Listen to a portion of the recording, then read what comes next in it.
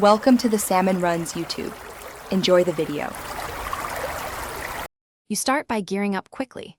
Potions of water breathing and night vision, depth strider boots, and a helmet with aqua affinity to move and mine underwater. Once ready, approach the monument stealthily and mark a safe entry point with a door or fence post to stop currents. You want a ranged weapon and milk to counter mining fatigue. Toss a night vision if visibility is low. Begin by softening Guardian spawns with arrows before committing to an underwater breach.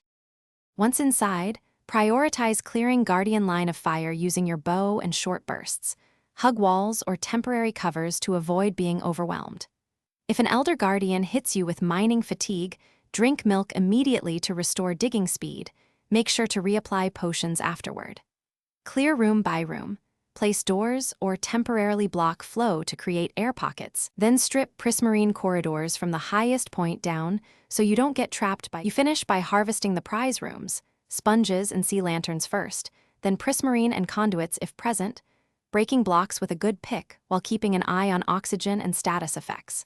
Once done, drink milk to clear any remaining mining fatigue before committing to heavy mining so you don't strip valuables too slowly. If things go wrong and you're swarmed, retreat to your marked exit, heal and regroup, then re-enter using the same controlled approach. Securing a gate or boat speeds safe extraction.